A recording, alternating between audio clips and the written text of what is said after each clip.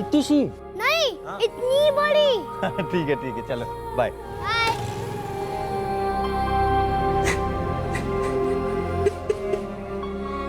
Postmortem अभी होना बाकी है, आप आइडेंटिफाई कर लें। कपड़े उसी के। दौड़ता हुआ आया, बोला जल्दी आना, चॉकलेट लेकर के आना। क्यों मार दिया मेरे बच्चे?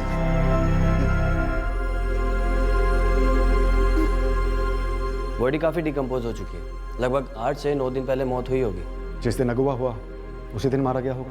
पूरी पॉसिबिलिटी है। इंस्पेक्टर, बच्चे को डुबोया गया था, चॉक्ड। Sexual assault?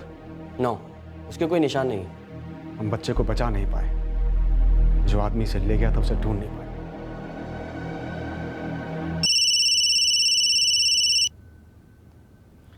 हाँ दिव्या। अर्पिता आई है थाने से, कह रही है उस अननोन कॉलर औरत ने अब उसे फोन किया था कल रात को। उसने अर्पिता से कहा कि अब और भी बच्चों को निशाना बनाया जाने वाला है। मैंने उसको बातों में लगा कर रखने की बहुत कोशिश की और भी कुछ निकलवाने की कोशिश की। उसने मुझे कल फ़ोन पर ही बता दिया था कि लालू को मारा जा चुका है। मुझे लगा कि ऐसे ही बोल रही होगी, लेकिन आज सुबह पता चला कि लालू की डेड बॉडी मिली है बेड़ा घाट में। पूरी बात शुरुआत से क्या हुई, डिटेल में बताओ अर्पिता। कौन हो तुम और क्यों ये खेल खेल रही हो? मैं कोई खेल खेल रही हूँ? मैं तो बस पुलिस की मदद कर रही हूँ प्रीति को पकड़वाने में। तुम मुझे फ़ोन क्यों कर रही हो? क्योंकि तुम्हारी नाक बड़ी लंबी है अर्पिता, सबके मामलों में घुसेड़ रही हो। दूर रहो, समझी? लालू कहाँ है? उससे तुम्हें क्या, ये बदला है लालू के माँ बाप से बदला। कौन किस बात का बदला ले रहा है? प्रीति ले रही है बदला। मैंने पुलिस से कहा पर वो मान ही नहीं रहे। देखती जाना, अब कॉलोनी के दूसरे बच्चे भी मरेंगे।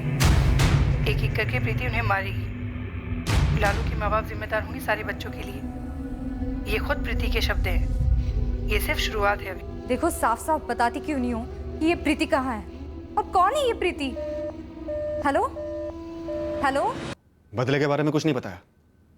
लालू के माँ बाप ने ऐसा क्या कर दिया था उसके बारे में कुछ नहीं बताया? नहीं सर, उसने जो कुछ भी बोला मैंने आपको बता दिया। उसने अचानक से मेरा फ़ोन कट कर दिया था।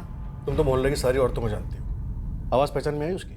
नहीं सर, मैं उसकी आवाज़ नहीं पहचान पाई। अगर मुझे पता चलता कि ये वही औरत है तो मैं उसका कॉल रिकॉर्ड कर लेती। सेलफोन से कॉल किया था सर उसने, रिकॉर्ड्स मंगवाए हैं उसके।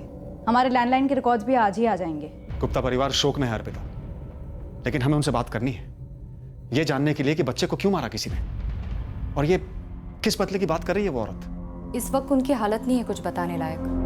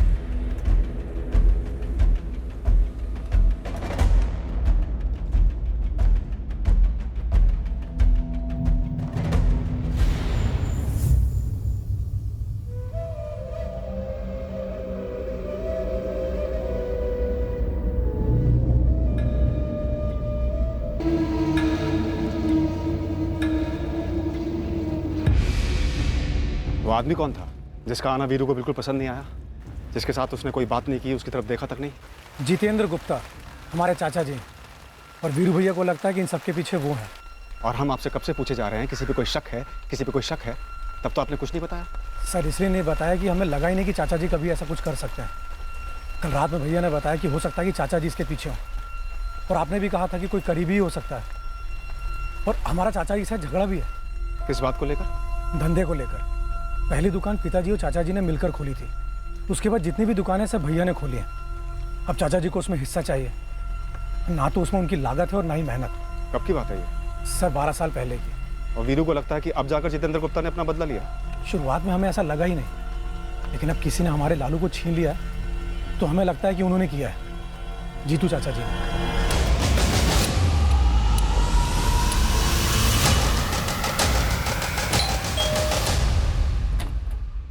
गिरीश सिंह।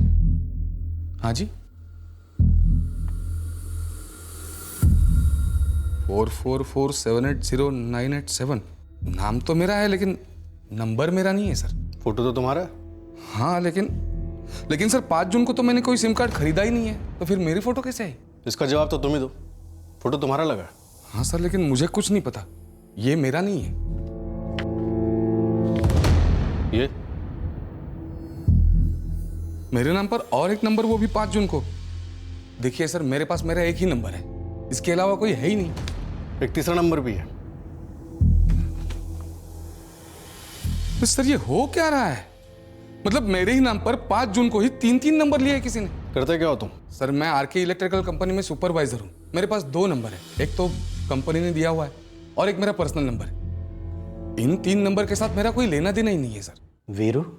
वीरू ने मेरा नाम लिया। वीरू ने कहा कि मैं ऐसा कर सकता हूँ। क्या आपने ऐसा किया जितेंद्र जी? लालू मेरे पोते जैसा था मैडम।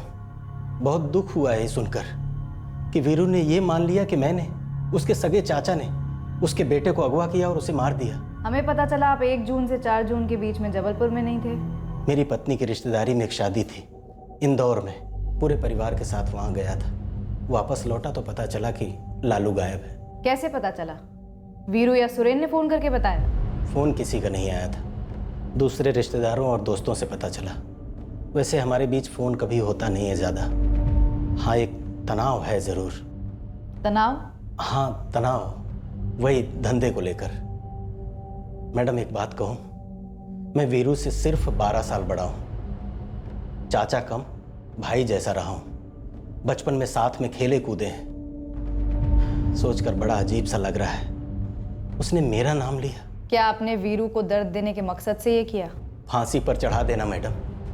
अगर आपकी तहकीकात में ये पता चले कि ये सब मैंने किया है, मेरे लिए इससे बड़ी बदनामी की बात और क्या हो सकती है? नहीं सर, मैं तो नहीं जानता इसे। सर मेरे समझ में नहीं आ रहा है कि कोई मेरा फोटो देकर, मेरी एड्रेस प्रूफ देकर 3 सिम कार्ड खरीदता है और ऐसा क्राइम करता है। कोई तुम्हारी जान पहचान का ही होगा गिरीश। नहीं सर, मैं तो ऐसे किसी क्रिमिनल को नहीं जानता। सीधा साधा आदमी हूँ सर, सीधी सादी जिंदगी है मेरी। तीनों नंबर्स की लोकेशंस जबलपुर में ही अलग अलग दिखा रहे। तीनों प्रीपेड सिम कार्ड है और तीनों को अलग अलग जगहों से खरीदा गया। एक दमोह से, एक सागर से और एक ग्वालियर से, और तीनों को 5 जून को खरीदा गया। 3 जून को लालू को एक आदमी ने किडनैप किया। 5 जून को सिम कार्ड्स खरीदे गए एक आदमी गिरीश सिंह के नाम पर। 5 जून की शाम को हमें एक अज्ञात औरत का फोन आता है जो एक दूसरी औरत प्रीति का नाम लेती है, जिसकी हमने डिटेल में पूछताछ की मगर कुछ नहीं निकला। जैसे गिरीश के नाम का इस्तेमाल किया गया सिम कार्ड खरीदने के लिए, ऐसी शायद प्रीति और उसके पति संजय के नाम का इस्तेमाल किया गया हमें गुमराह करने के लिए। शायद वो फोन करने वाली औरत ही मास्टरमाइंड हो। वीरू के चाचा जितेंद्र गुप्ता की पूरी स्कैनिंग हुई, कुछ हाथ नहीं लगा था। लगता है इनकी एक टीम है।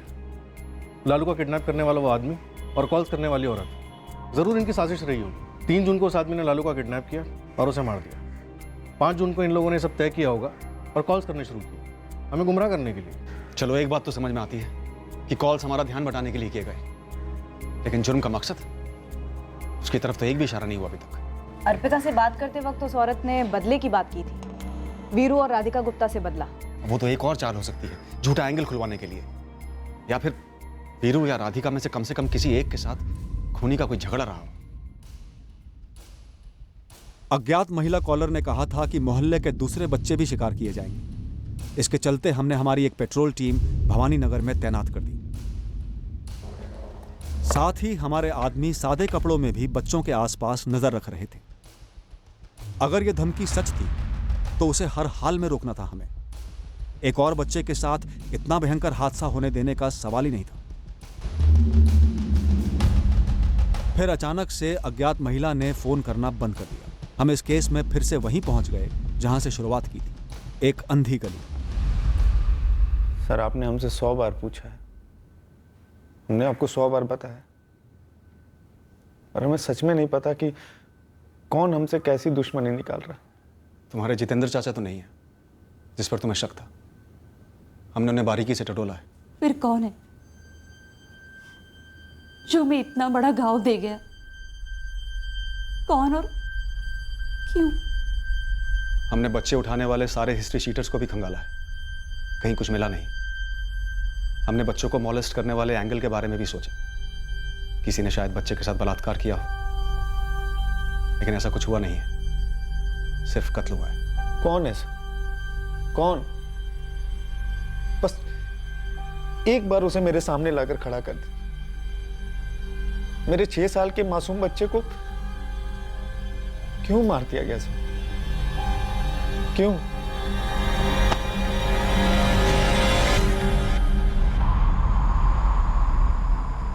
देखो बच्चों, मुझे मालूम है कि तुम लोगों ने कुछ नहीं देखा कि लालू किस अंकल के साथ गया था, लेकिन लुका छिपी खेलते हुए लालू कहाँ छुपा था मालूम है? कुछ याद है? 1 2 3 4 5। नहीं अंकल, हम सब खुद कर छुपने में लगे थे, तुम्हारा ध्यान लालू पर ही गया ही नहीं। बाद में मिला ही नहीं तो पता ही नहीं चला लालू कहाँ छुपा था। साहब, कॉलोनी में 134 परिवार है, हर परिवार के हर बंदे की कुंडली निकाली, कहीं से कुछ सामने नहीं आया। हिस्ट्री शीटर्स के बीच भी इस केस को लेकर कोई बात नहीं हो रही? बिल्कुल सन्नाटा है साहब, कोई चू तक नहीं कर रहा है। इसमें किसी हिस्ट्री शीटर का हाथ नहीं लग रहा है। तो फिर किसका हाथ है? मकसद क्या है इस कत्ल का? कोई निजी मामला नहीं, कोई विकृत मामला नहीं। एक बच्चे को एक मोहल्ले से एक आदमी ले जाता है, एक औरत हमको फोन करके यहाँ वहां दौड़ाती रहती है, फिर बच्चे की लाश मिलती है, वो औरत हमें फोन करना बंद कर देती है और हम वहीं के वहीं धरे के धरे। सेक्सुअल असॉल्ट बिल्कुल ही नहीं हुआ, कोशिश तक नहीं हुई? जी नहीं, मैंने 2 बार कंफर्म किया है पोस्टमार्टम करने वाले डॉक्टर के साथ। केस फाइल में लिखा है कि बच्चे ने अपने फादर से उस सुबह घूमने जाने की बात की थी और लौटते वक्त चॉकलेट लेकर आने की बात की थी। जी हाँ, लालू ने अपने फादर से चॉकलेट लाने के लिए कहा था। मैंने ऐसे काफ़ी केसेस स्टडी किए हैं जिसमें किडनैपर ने बच्चे को चॉकलेट का लालच देकर किडनैप किया है, पर ज़्यादातर केसेस में किडनैपर विक्टिम का कोई करीबी या पहचान वाला रहा है। वही तो हमारी प्रॉब्लम है, हमने भी वहीं से शुरुआत की है, जीरो से, कि किडनैपर बच्चे का कोई परिचित हो, जिसकी बच्चे के माँ बाप से कोई दुश्मनी हो, या फिर कोई सरफेरा विकृत रिश्तेदार जो बच्चे को मॉलेस्ट करना चाहता हो, शिकार करने के लिए निकला हो। लेकिन यहाँ तो बस बच्चे को ले जाया गया। मुझे लगता है इस केस का बच्चे और उसके पेरेंट्स से कोई कनेक्शन है ही नहीं, कहीं का गुस्सा कहीं और निकाला है लालू गुप्ता पर, बिना किसी कनेक्शन। हाँ, रैंडम एंगल के बारे में सोचे भी तो हमारे पास है क्या? सिर्फ एक सीसीटीवी फुटेज उस आदमी का जिसमें सिर्फ उसके पैर दिख रहे हैं। पहले के 2 कॉल्स आपको किए गए पुलिस स्टेशन के लैंडलाइन पर, और तीसरा मोहल्ले की सोशल वर्कर अर्पिता चौहान को किया गया।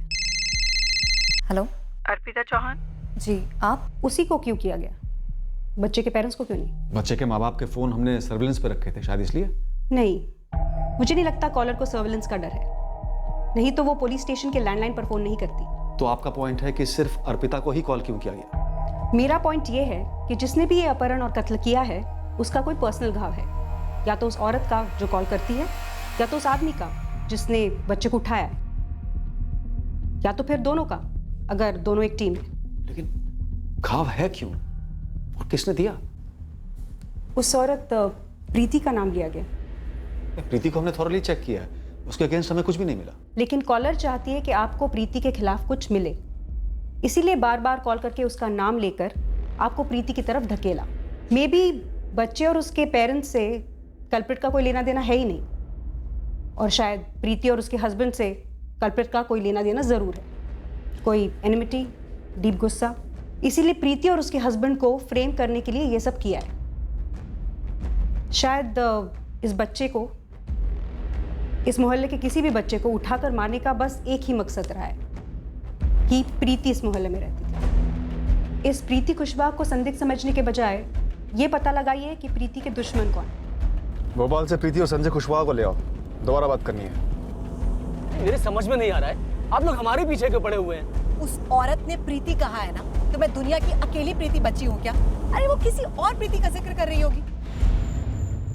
देखिए, इस बार हम आपको शक की नजर से नहीं देख रहे हैं, इसलिए आप प्लीज रिलैक्स हो जाइए।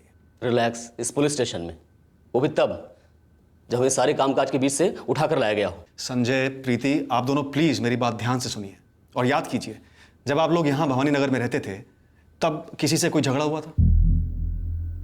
पूरे 1 साल थे आप लोग यहाँ।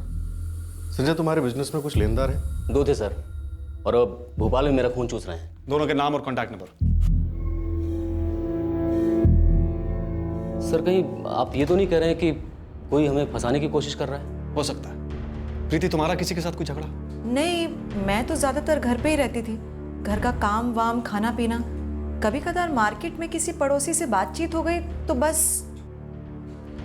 विनीत, दोनों लेनदारों को तुरंत कस्टडी में ले लो। सर। संजय, तुम्हारा कभी किसी के साथ कोई अफेयर था? मेरा मतलब है कोई लड़की जिससे तुमने शादी वादी का झूठा वादा कर दिया हो? प्रीति, तुम्हारा कभी किसी के साथ कोई अफेयर? शादी के पहले का कोई प्रेमी या फिर बाद का जो जल उठाओ? देखिए, ये बहुत ही पर्सनल सवाल है, मैं मानता हूँ, लेकिन एक बच्चा मारा गया और हमें शक है वो इसलिए मारा गया है क्योंकि वो उसी मोहल्ले में रहता था जिसमें आप रहते थे, ताकि शक आप पर आए। मेरा किसी औरत के साथ कभी कोई अफेयर नहीं रहा। और आपने ऐसा पूछने की हिम्मत कैसे की? मैं एक शादीशुदा औरत हूँ, संजय की पत्नी हूँ मैं, और आप लोगों से अलग अलग बात करें तब आप ज्यादा कंफर्टेबल रहेंगे। अलग अलग क्या बात करेंगे? जो बात करना यहाँ बात करते ना सर। देखिए, सब समझ में आ रहा है मुझे, आप लोग हमें फंसाने के लिए कोई नया गेम खेल रहे हैं। संजय, कोई गेम नहीं है, बैठ जाओ, बैठ जाओ। हमने कई कोशिशें की ये पता करने के लिए कि प्रीति और संजय कुशवाहा से किसकी ऐसी रंजिश थी जिसका बदला लेने के लिए उसने लालू गुप्ता की बेमतलब हत्या कर दी थी, पर हम उनसे कोई ठोस नाम नहीं निकलवा पाए। वो जो 2 लेनदार थे संजय के, उनकी बड़ी बारीकी और सख्ती के साथ पूछताछ हुई, पर इस संगीन जुर्म में उनका कोई हाथ नजर नहीं आया। 12 दिन निकल गए थे, लेकिन इस केस में हमारे हाथ कुछ नहीं लगा था, कुछ भी नहीं। यह केस जितना टफ था उतना ही विचित्र भी था। हर दिशा से बस हम एक अंधी गली में ही पहुंच रहे थे। कभी कभी सबसे भयंकर और क्रूर किस्म के जुर्मों के लिए भी क्रिमिनल्स के पास अपनी एक जस्टिफिकेशन होती है, अपना एक पक्ष होता है, और कुछ केसेस में मुजरिम को जुर्म करके पुलिस से एक कदम आगे रहने में एक विकृत मजा आता है। खुशी मिलती है उन्हें यह सोचकर कि उन्होंने कानून को चकमा दे दिया और आजाद घूम रहे हैं, और इसी खुशी के खुमार में वो अपने खेल के नियम फैलाने लगते हैं। इस जुर्म में भी मुजरिम के पास एक ठोस मकसद था। उसने अपनी अगली चाल चली। एक और कॉल आया और इस बार ये कॉल हमने क्रैक किया। 1 मिनट। हेलो? तो पुलिस को प्रीति के खिलाफ कुछ मिला नहीं?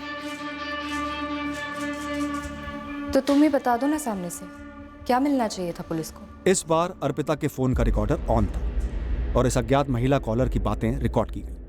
क्या मिलना चाहिए था पुलिस को? बता चुकी हूँ प्रीति, पर अब तक कुछ हुआ नहीं तो जाने दो। क्या नहीं हुआ? क्या जाने दो?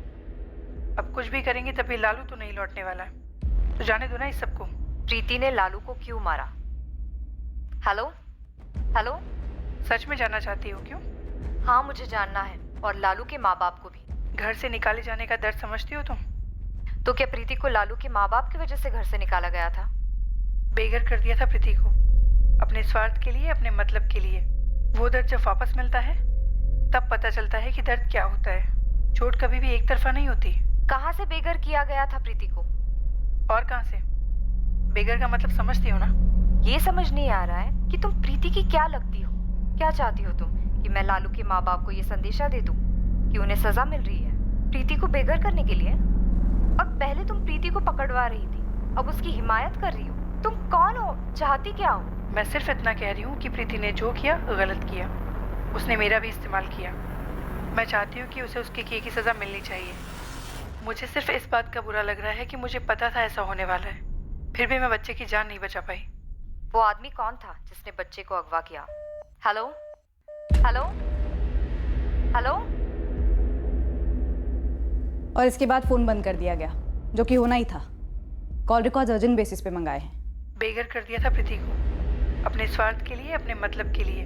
वो दर्द जब वापस मिलता है तब पता चलता है कि दर्द क्या होता है। मैं सिर्फ इतना कह रही हूँ कि प्रीति ने जो किया गलत किया। उसने मेरा भी इस्तेमाल किया। मैं चाहती हूँ कि उसे उसके किए की सज़ा मिलनी चाहिए। मुझे सिर्फ इस बात का बुरा लग रहा है कि मुझे पता था ऐसा होने वाला है, फिर भी मैं बच्चे की जान नहीं बचा पाई। ये मेरी आवाज़ नहीं है सर, और ना मैं इस आवाज़ को पहचानती हूँ। मुझे कभी कहीं से बेघर नहीं किया गया है सर। पिछले 6 साल से बहुत आराम से संजय के साथ रह रही हूँ, और उसके पहले झांसी में अपने मम्मी पापा के साथ इज्जत से रही हूँ, इज्जत से विदा हुई हूँ। हमें फालतू में इस मामले में घसीटा जा रहा है। फिर भी जिस औरत की बात कर रही है, लगता है ये प्रीति खुशबुआ तो नहीं है। पति पत्नी दोनों की बैकग्राउंड की बाल की खाल की है हमने। फिर ऐसी दूसरी कौन सी प्रीति है जिसको बेघर किया गया था, चोट पहुंचाई गई थी? मैंने किसको बेघर किया? मैंने किसको चोट पहुंचाई? मैंने कभी किसी को बेघर नहीं किया, और क्यों करूंगी मैं? शादी के पहले मायके में कुछ हुआ था? कोई प्रीति नाम की लड़की थी, रिश्तेदार या किराएदार? जी नहीं। और प्रीति तो छोड़िए, मेरी पूरी जिंदगी में मैंने किसी के साथ ऐसा झगड़ा नहीं किया, ना मेरे घर वालों ने। राधिका से शादी के पहले कोई और थी तुम्हारी लाइफ? नहीं थी। राधिका और मेरी अरेंज मैरिज थी।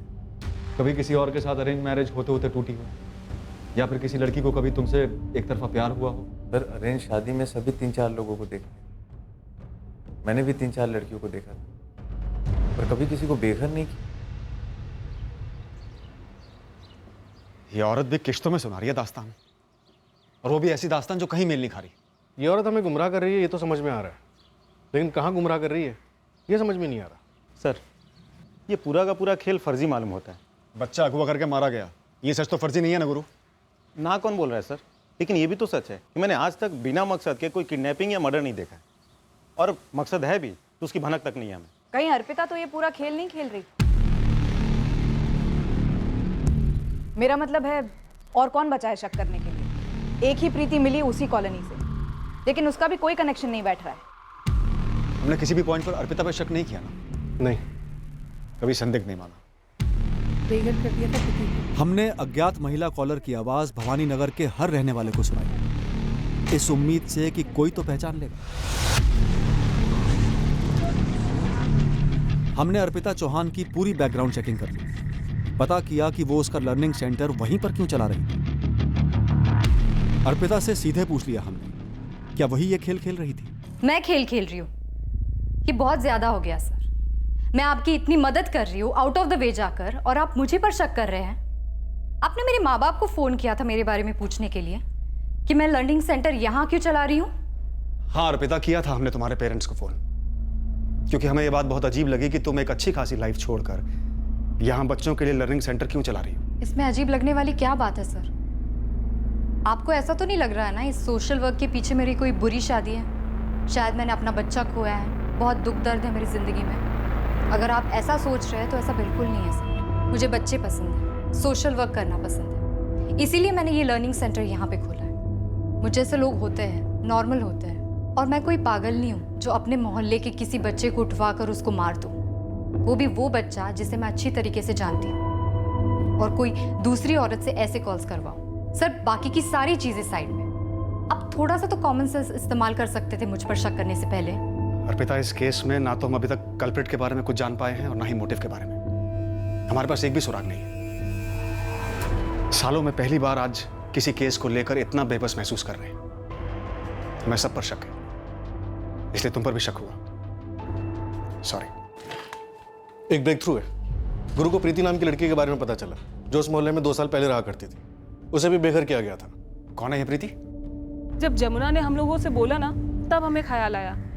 तीसरी गली के दूसरे घर में रहती थी वो वाली प्रीति, पर पूरा नाम क्या था वो हमें पता नहीं था। वो बाबूराम जी है ना, उनके मकान में भाड़े पर रहती थी। उसे घर से किसने निकाला था? वीरू और राधिका ने? सर, हम सब ने मिलकर ही निकाला था, और मकान मालिक को फोन कर दिया था और वो आ गए थे। तुझे याद है वो वाली प्रीति जो घर से धंधा करती थी और जिसे पुलिस पकड़ के ले गई थी? तो ये प्रीति घर से धंधा करती थी, इसलिए आप लोगों ने उसे घर से निकाल दिया या निकलने को कहा? हाँ सर, उसे 6 महीने की जेल भी हुई थी।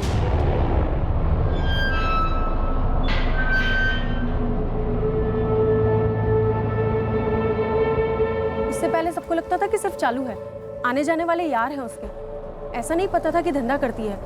एक और खबर पहले थी उस टाइम कि उसने 2-3 लड़कियों की झूठी शादी करवा के उन्हें बेच दिया।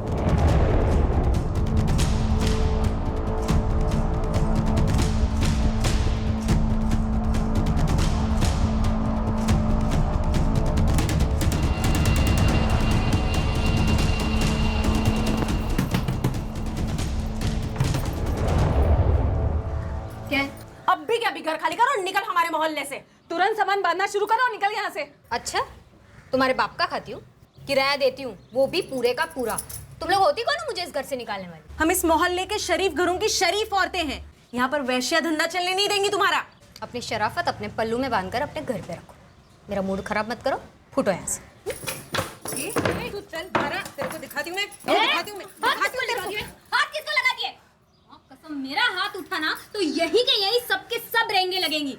मैंने इतनी मार खाई और इतनी मार मारी है ना कि कसम से 10 जन्म तक तुम लोग मेरा मुकाबला नहीं कर पाओगी। समझ गई? निकलो यहाँ से। तू यहाँ से निकल और कहीं और जाके मारपीट कर। हम तुझे यहाँ नहीं रहने देंगे और हमने मकान मालिक बाबूराम जी को भी बुला लिया है। ए, जो भी नाम है तेरा, तेरे घर पे आती हूँ धंधा करने। तेरे पति को बहलाया फुसलाया मैंने। ए, हमें ऐसे वैसे लोग नहीं चाहिए इस मोहल्ले में। तुम्हारे कस्टमर्स आते जाते रहते हैं, हमारे छोटे बच्चे हैं, उन पर क्या असर होगा इस गंदे माहौल का? तू अपना सामान समेट और निकल यहाँ से। फिर मकान मालिक बाबूराम जी आए और उसे घर से निकलना ही पड़ा। बहुत गुस्से में निकली थी वो यहाँ से। हाँ, उसने तो मारपीट की धमकी भी दी थी। हे राम, कहीं उसी ने तो नहीं किया ये सब? नहीं सर, इन सब के बीच में मैंने उसे कभी कुछ नहीं कहा। मैंने भी नहीं कहा। मुझे तो ये सारी बातें काफी बाद में पता चली और उस वक्त तो मैं यहाँ थी भी नहीं। जो आवाज हमने आपको सुनाई थी वो प्रीति की हो सकती है? सर 2 साल पहले की बात है, आवाज कैसे याद रहेगी? मकान मालिक बाबूराम का नंबर और एड्रेस दीजिए। मोहल्ले की बाकी औरतों ने उस प्रीति को घर से निकाला। उस वक्त तो हम वहां थे भी नहीं। पूरे मोहल्ले से बदला लेने के लिए उसने हमारे बच्चे को निशाना बनाया।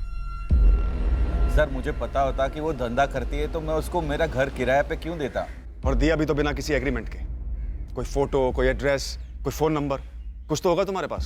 सर जब घर से ऐसे ही निकाल दिया तो एग्रीमेंट नंबर वो सब रख के क्या करता? फेंक दिया। तुम्हारे पास कैसे आई थी? कोई तो होगा जो उसके बारे में जानता होगा।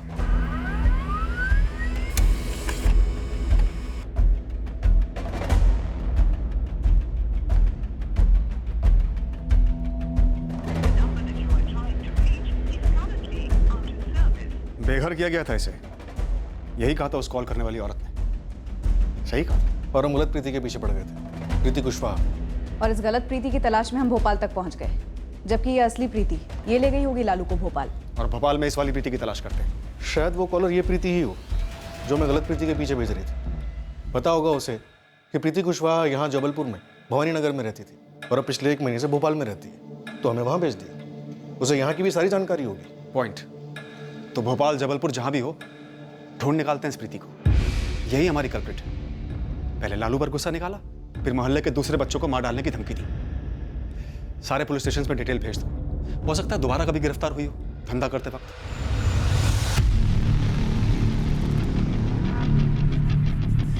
अब इस दूसरी प्रीति के लिए जबरदस्त खोज शुरू हुई। हमें यकीन था कि यही प्रीति इस जुर्म के पीछे है। भोपाल का चप्पा चप्पा छाना गया और जबलपुर का।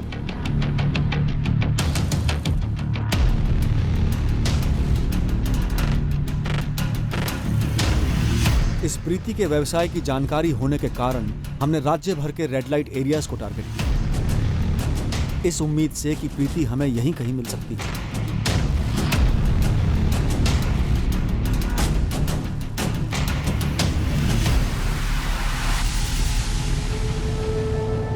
और ये प्रीति हमें मिली और काफी जल्दी मिल गई, भोपाल से। उस तक हम उसके एक दलाल के जरिए पहुंचे।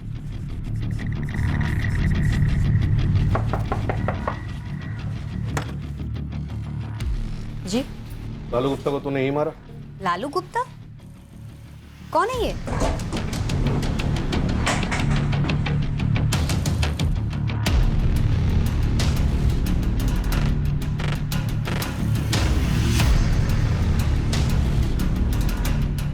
अरे मैडम, आप किस लालू गुप्ता की बात कर रही हैं? लालू गुप्ता भवानी नगर वाला, 6 साल का बच्चा। तुम्हें भवानी नगर से भगा दिया गया था, बेघर कर दिया गया। हाँ, इज्जत के फालूदे हो गए थे मेरे, पर वो तो 2 साल पहले की बात है। बेघर कर दिया था प्रीति को, अपने स्वार्थ के लिए, अपने मतलब के लिए। वो दर्द जब वापस मिलता है तब पता चलता है कि दर्द क्या होता है। चोट कभी भी एक तरफा नहीं होती। मैं सिर्फ इतना कह रही हूँ कि प्रीति ने जो किया गलत किया। उसने मेरा भी इस्तेमाल किया। किसकी आवाज है ये? बड़ी भद्दी सी आवाज है, मेरी तो नहीं है। अरे आप लोग मेरी तरफ ऐसे क्यों देख रहे हैं? कोई अभी बोलेगा कि ये मेरी आवाज नहीं है। लालू के कत्ल में तेरा साथीदार कौन था? पहली बात तो ये कि मैं धंधे वाली धंधा करती हूँ और इसके लिए कई बार गिरफ्तार भी हो चुकी हूँ और सजा भी काटी है।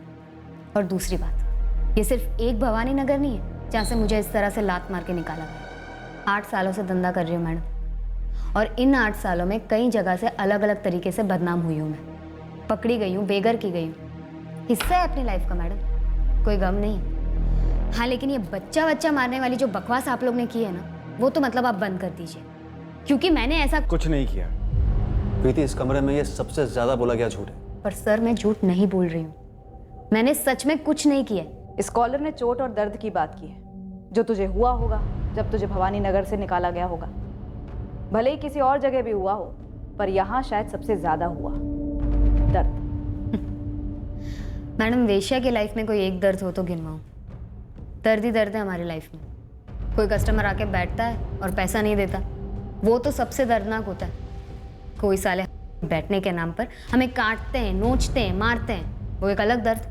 कुछ साले सपोले आप लोगों के पास आके चुगली कर देते, उसका एक अपना दर्द। फिर पकड़े जाना, धंधा बंद होना, कोर्ट के लफड़े, वकील की झिकझिक और फिर जेल।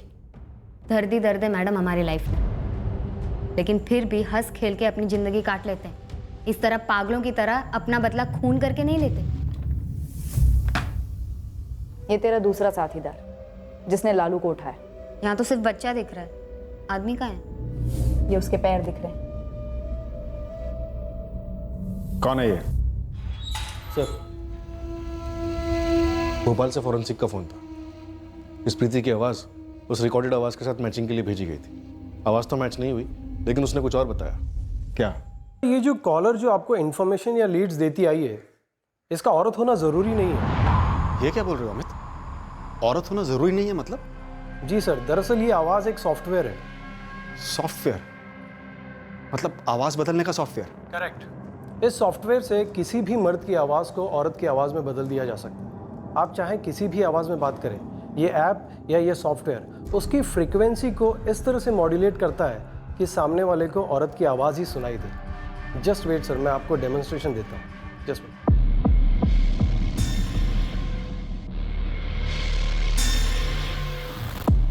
सर, मैं अब इस ऐप के जरिए आपसे बात करूंगा। हाँ बोलो अमित। बेघर कर दिया था प्रीति को अपने स्वार्थ के लिए, अपने मतलब के लिए। जब किसी के दिल में चोट पहुंचती है तो चोट पहुंचाने वाले को पता नहीं होता कि दर्द कितना होता है। वो दर्द जब वापस मिलता है तब पता चलता है कि दर्द क्या होता है। चोट कभी एक तरफा नहीं होती। समझे सर? तो इसका मतलब इतने दिनों तक हमें गुमराह किया गया, एक तरीके से उल्लू बनाया गया हमारा। हाँ सर, जिसे आप औरत समझ रहे थे, दरअसल वो एक ऐप था। जैसे कि आजकल के मोबाइल्स में मोबाइल असिस्टेंट्स की वॉइस होती है, जिसे आप अपनी मर्जी से मेल या फीमेल की वॉइस में सिलेक्ट कर सकते हैं। भले ही कॉलर ने हमें बेवकूफ़ बनाया हो, लेकिन एक बात सच है कि फोन के दूसरी तरफ मुजरिम ही है। वो ये वाली प्रीति हो सकती है या कोई और। पहले वाली प्रीति कुशवाहा की तरह कहीं इस प्रीति को भी फंसाने की कोशिश तो नहीं की जा रही? या ये प्रीति ये वॉइस मॉड्यूलेशन ऐप यूज कर रही थी? प्रीति कह रही है जो आदमी सीसीटीवी ग्रैब में टेम्पो में पीछे बैठा हुआ है लालू के साथ, उसे लगता है वो उसे जानती है। कौन है ये? मुझे लगता है ये विवेक है, विवेक भारती। पैर देखते पहचान गई? मुझे लगता है ये विवेक भारती है। 6 महीने रही हूँ उसके साथ, बहुत करीब से जानती हूँ उसको। वो बिल्कुल ऐसा ही जूता पहनता था। मैं पूरे यकीन के साथ कह सकती हूँ ये विवेक भारती है। और ये विवेक भारती इस वक्त कहाँ मिलेगा? एड्रेस तो नहीं है मेरे पास, पर नंबर दे सकती हूँ। 4 दिन पहले फ़ोन किया था इसने मुझे। याद आ रही थी तुम्हारी? भुला दे मुझे पूरी तरह से। देख, मेरा माथा खराब हो रखा है, मैं कुछ भी कर दूंगी। नंबर दो उसका। कैसे दूँ सर?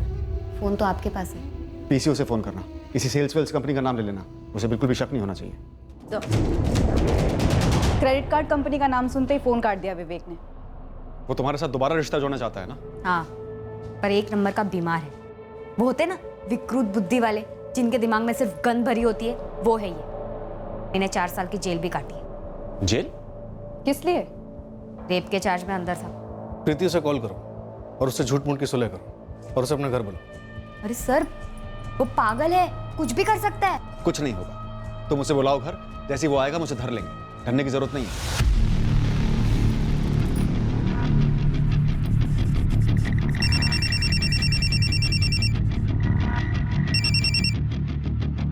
हेलो प्रीति। विवेक, कैसे हो तुम? बोलो ना। आखिरकार हमारे असली मुजरिम के करीब पहुंच गए। उसे चालाकी से प्रीति के घर लाया गया, जहां हमने उसके लिए जाल बिछा रखा था।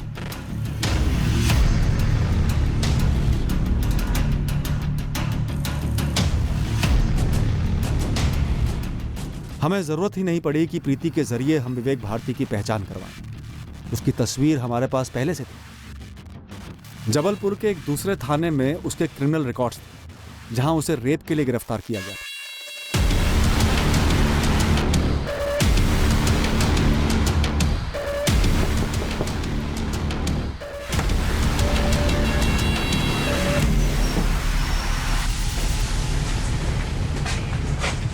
इसके पहले कि हम विवेक भारती को लालू गुप्ता मर्डर केस के बारे में इंटेरोगेट करते, हमें उसके अतीत का पता चला कि यह आदमी वाकई में एक विकृत दिमाग वाला है, जिसे सेक्स का अजीब सा एडिक्शन था। विवेक भारती की पहली शादी मधु नाम की लड़की से हुई थी। 1 साल के अंदर डिवोर्स हो गया था। मधु को पता चला विवेक के वहशी सेक्स एडिक्शन का। 24 घंटे सेक्स की मांग करने वाले और उसके अलावा कोई रिश्ता नहीं रखने वाले विवेक से मधु तंग आ गई और उसने शादी तोड़ दी। बहुत जल्द विवेक की जिंदगी में नम्रता आई और विवेक उसके साथ रिश्ता बनाने में कामयाब हो गया। अपने घर वालों की मर्जी के खिलाफ नम्रता विवेक के साथ भागकर जबलपुर चली आई, जहां से विवेक बिलोंग करता था। नम्रता को बहुत जल्द पता चलने वाला था विवेक के एडिक्शन के बारे में। नम्रता भी विवेक की असलियत जानकर विवेक को छोड़कर भाग गई, पर विवेक ने उसका पीछा नहीं छोड़ा। वो उसके पीछे पागलों की तरह पड़ा रहा, उसे परेशान करने लगा। इसके चलते नम्रता ने विवेक के खिलाफ बलात्कार की शिकायत की और विवेक ने 4 साल जेल में बिताए। मुझे मालूम था ये विवेक जेल से निकला है, क्योंकि मैं भी उसी टाइम पे जेल से निकली थी। मेरी फ्रेंड है वंदना, उसने मिलवाया था मुझे इस विवेक से। उसका पति विवेक के साथ जेल में था। कैसा आदमी है ये विवेक? पागल तो है ही, जैसे मैंने आपको बताया, पर एक बात है सर, काफ़ी अच्छे खानदान से, पढ़ा लिखा है। सागर में रहते हैं उसके भाई बहन, पुश्तैनी ज़मीनें, हवेली, सब कुछ है। माधव बता रहा था कि कोई सेल्समैन का काम करता है ये विवेक, लेकिन काफ़ी तगड़ी पार्टी है। लेकिन वंदना, वो रेप चार्ज में अंदर गया था ना? अरे रेप वेप कुछ नहीं किया बंदे ने, कमीनी गर्लफ्रेंड थी उसकी, पीछा छुड़ाने के लिए चार्ज लगा दिया और गया 4 साल के लिए अंदर। तू देख ले प्रीति, उसे औरत चाहिए। तू अब भी निकली है जेल से, कहाँ वापस धंधा वंदा जमाएगी। और इतना ज़रूर बता दूँ, तुझे संभालने की अच्छी औकात रखता है वो, पुश्तैनी पैसे है उसके पास। उनकी बात बिल्कुल सही थी मैडम, पैसों की कमी नहीं थी, पर एक नंबर का सरफिरा है, पागल है बिल्कुल। सेक्स के मामले में क्योंकि कंपटीशन लग जाए ना तो ओलंपिक जीत के आए, आधे आधे घंटे पे तलब लगती थी। उसके लिए ना लाइफ में और कुछ मायने नहीं रखता था इसके अलावा। अब भी क्या यहाँ से निकल, फट यहाँ से। पागल, मेरी बात तो सुन प्रीति, अच्छी खासी देखभाल तो करता हूँ तेरी, थोड़ा सा थोड़ा सा 4 पैसे क्या देता है दाल रोटी के, समझ के क्या रखा है? मशीन हूँ मैं, हाँ, या कोई साइकिल हूँ जो चढ़ के चलाने लगे? प्लीज मुझे घर से बाहर मत निकाल प्रीति, प्लीज। ड्रामा मत कर, बहुत आए तेरे जैसे, बहुत देखे मैंने, समझ गया? अब भी क्या यहाँ से नहीं निकला ना तो पुलिस में जाके रेप चार्ज ठोक दूंगी। चल निकल। ऐसा मत बोल प्रीति, ऐसा मजाक में मत बोल प्लीज। देख, समझने की कोशिश कर प्रीति, ये तेरी जरूरत है। तेल लगाने गई तेरी जरूरत, जाके ना किसी दीवार से चिपक जा। अरे परे है तू, बीमार साले। निकल यहाँ से, निकल। प्रीति, मेरे को घर आने देना। तो फिर से आ गया? खुद का दिमाग तो सड़ा चुका था ये, अब मेरा दिमाग सड़ाने पर तुला था। हेलो, बोला था ना तेरे से फोन मत करना। फोन कर करके दिन रात दिमाग चाटता था मेरा। 1 महीने से शांत था, फोन वोन कुछ नहीं, पर अभी 4 दिन पहले फोन आया था कमीने का। मुझे तो लगता है मैडम वो पूरी तरह से हो चुका है। बच्चे को मार डाला और अब लड़की की आवाज निकाल के मुझे फंसाना चाहता है। और तुम्हें पता ही नहीं कि उसने बच्चा उठाया नहीं उठाया? सर पता होता तो चुप नहीं बैठती, एक बार फोन करके आपको वार्निंग जरूर देती।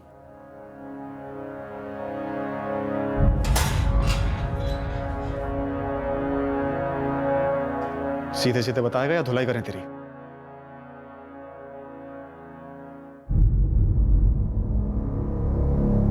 उसने रेप चार्ज की धमकी नहीं देनी चाहिए थी। उस प्रीति ने, पहले नम्रता ने फंसाया, फिर ये प्रीति। समझ क्या रखा है? बच्चे लालू ने क्या बिगाड़ा था? नम्रता ने फंसाया, फिर ये प्रीति। समझ क्या रखा है? बच्चे लालू ने क्या बिगाड़ा था? कुछ नहीं, मैं प्रीति को फंसाना चाहता था। आवाज बदलने वाला ऐप, ये पहले से तेरी प्लानिंग थी? गिरीश सिंह की फोटो यूज करके उसके नाम पे 3-3 सिम कार्ड खरीदे तूने? बच्चे को मारने के बाद मुझे समझ नहीं आ रहा था कि मैं ये बात प्रीति तक कैसे पहुंचाऊं। फिर एक रद्दी की दुकान में एक पुराने लाइसेंस के साथ मुझे उस गिरीश सिंह का फोटो मिला, और वॉइस ऐप मेरे पास पहले से ही था। बच्चा लालू तेरे साथ चुपचाप आ गया था, चिल्लाया विल्लाया नहीं? उसे चॉकलेट चाहिए थी।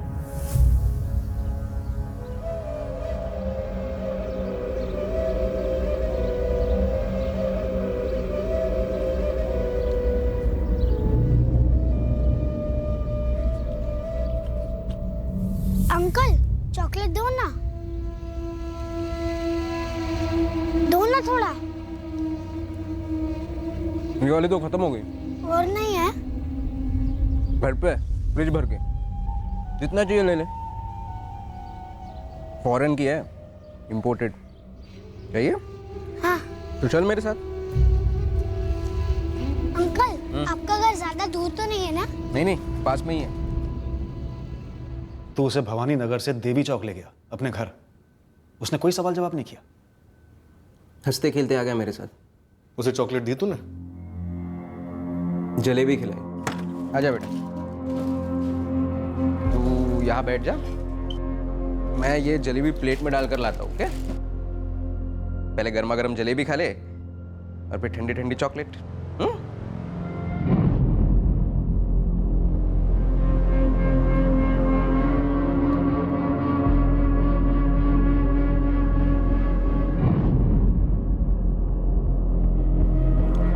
अंकल अब जल्दी से मुझको चॉकलेट दे दो, फिर मुझे घर भी जाना है।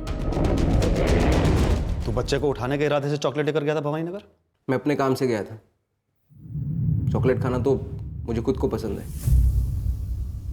और जब बच्चे ने सामने से चॉकलेट मांगी तब मैंने सोचा ये अच्छा तरीका है प्रीति को सबक सिखाने का। बच्चे को मारकर, एक मासूम बच्चे की जान लेकर। हाँ, पहले ये जलेबी वाले हाथ धो लो, फिर चॉकलेट देता हूँ, ठीक है?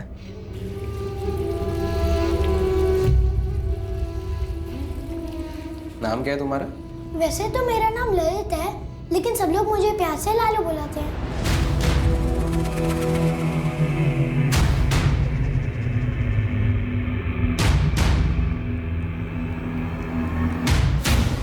बाथरूम में मारा बच्चे को? बाल्टी में डुबोकर? लाश को कब ठिकाने लगाया? उसी रात को। उठ, खड़ा हो। कहां से उठाया था बच्चे को? कहां तेरा घर है? कहां मारा, कहां फेंका? चल, हर जगह दिखा, चल। लालू के माँ बाप वीरू और राधिका और पूरा भवानी नगर इस केस की असलियत जानकर सुन पड़ गए। हमने विवेक भारती की लगातार पूछताछ की, यह पक्का करने के लिए कि प्रीति का इस मर्डर में कोई हाथ था या नहीं। आखिर में हमने प्रीति को छोड़ दिया, उसके खिलाफ हमें कुछ नहीं मिला। उसी लगातार पूछताछ में हर बार विवेक अपने बयान पर अड़ा रहा कि लालू खुद चलकर उसके पास आया था। 6 वर्षीय लालू की मासूमियत ने उसे एक अजनबी से चॉकलेट मांगने से रोका नहीं, और वो उस चॉकलेट की चाह में उस अजनबी के घर तक बिना किसी शक या संकोच। सड़क पर चलने वाले किस आदमी के दिमाग में भूचाल आया हुआ है, किसके दिमाग में अजीब, विकृत और भयंकर ख्याल उमड़ रहे हैं, इसे पता लगाना, इसको भांप पाना मुश्किल है। बच्चों के लिए तो यह लगभग नामुमकिन सा है। उनकी मासूम नज़रें दुनिया को बिल्कुल प्योर और साफ सुथरा समझती हैं। इसीलिए वो सबसे ज़्यादा असुरक्षित होते हैं और जुर्म के लपेटे में आसानी से आ जाते हैं। ये बहुत दुखद है, भयंकर है ये, जब कोई अपना दुखड़ा रोते किसी पर फ्रस्ट्रेशन निकालने के लिए ऐसे ही राह चलते एक बच्चे को उठाकर उसकी जान लेकर उसे एक साधन बना लेता है अपने बदले का। अक्सर हमें लगता है कि सिर्फ क्रिमिनल को पकड़ने के परे जा पाते हम। काश क्रिमिनल इरादे को पकड़ पाते हम, इससे पहले कि वो जुर्म का लावा बनकर उमड़ पड़े। अगले हफ्ते फिर मिलेंगे एक नए केस के साथ। क्राइम पेट्रोल सतर्क। जय हिंद।